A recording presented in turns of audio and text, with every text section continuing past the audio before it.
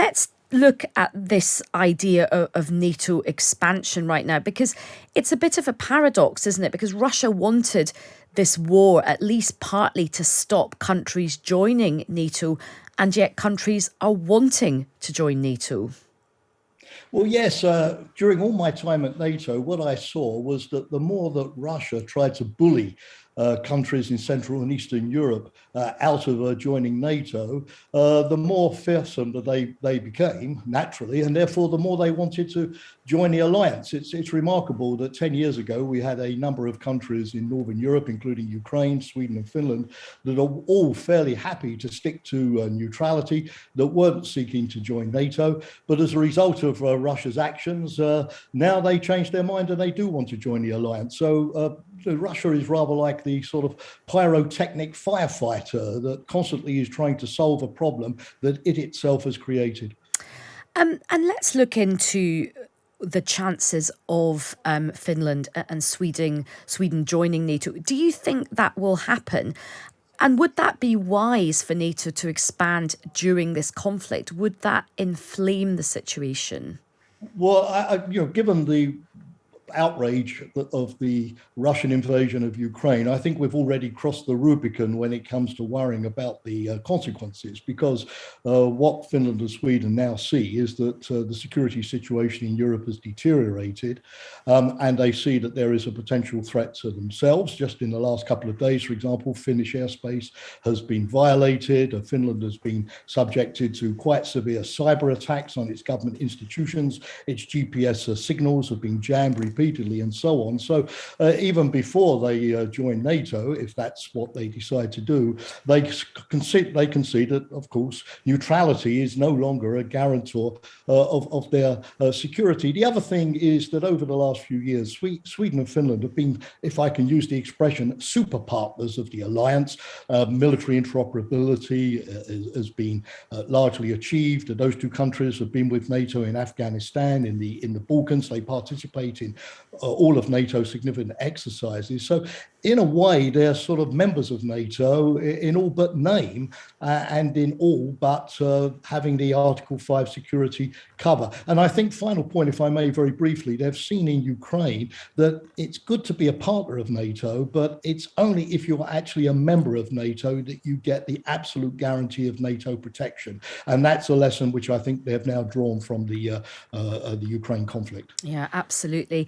And Jamie, there have been overnight unverified reports of chemical weapons being used. Now, if it didn't happen this time, it could happen soon. We spoke to the Armed Forces Minister, James Shea, earlier on the programme, and he said if chemical weapons are used, that is a big line that is crossed and that there would be a very forceful retaliation. What do you think NATO will do if there are chemical weapons used?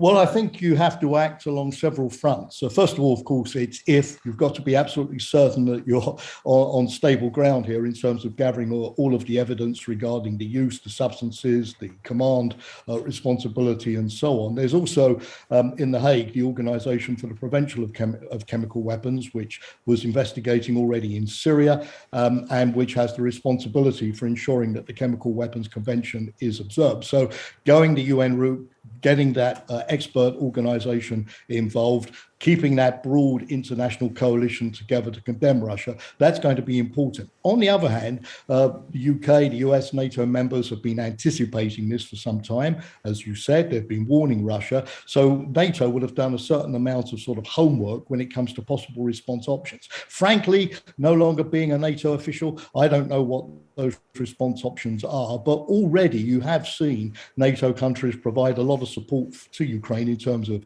forensic investigation ability, decontamination equipment, protective equipment. That's going to be important to continue. And options, yes, there will be options. For example, upping the weaponry, quality of the weaponry that is being supplied to Ukraine. That's already, as you know, being increased from what it was at the beginning of the conflict, looking for other ways at hitting back at the Russian military establishment, for example, in the cyber domain. That could be an option. A further ratcheting up of the economic sanctions. I don't know what the package is, but I'm sure that the NATO member states have readied a number of options to go into effect if it is proven that chemical weapons have been used by Russia. And final question to you, Jamie. Max Hastings has written a really interesting but quite sober piece in today's Times newspaper. And he says that he thinks that Russia will end up being very dominant in the eastern region of Ukraine, and that the only way to stop or pause this war and this bloodshed and this conflict will be through a sordid peace agreement with Russia that nobody really wants to do, but there may not be any option. What's your reaction to that? Well, it's going to be obviously difficult to get the Russians out of eastern Ukraine because, of course, they've been there since they annexed Crimea back in 2014. And they're dug in. They have the support of Russian-speaking separatists, particularly in Donetsk and Luhansk. That region is very close to Russia, so it helps them with their supply lines. And as a historian myself, and Max Hastings is also a historian of the First World War, we know that once you start digging trenches and underground bunkers and barbed wire and extensive fortifications, you can maintain that status quo for some time to come. And indeed, it will be difficult for the Ukrainians without a very bloody conflict to push them back. But that said, there's no reason for the West to recognize that status, that state of affairs. The NATO countries didn't recognize that after 2014. Nobody has recognized the sovereignty or the independence of the so-called republics of Luhansk and Donetsk. It may be an uneasy dividing line. The key thing is to preserve Ukraine as a functioning independent state, able to draw closer, of course, to the European Union, and of course to make sure that if there is some kind of peace process, it's based on much more specific undertakings than we had in the so-called Minsk process before, where Russia was always claiming that it was up to the Ukrainians to move first, and we never moved forward. So yes, we may go from a high-intensity conflict to a low-intensity conflict or back to a frozen conflict. But as I said, that's no reason to recognize Russia's territorial expansion. And we have to wait until times come, as they did at the end of the Cold War, where we can push Russia back to within its existing borders. Well, we're grateful for your time this morning. That's Professor Jamie Shea, former Deputy Assistant Secretary General for Emerging Security Challenges at NATO.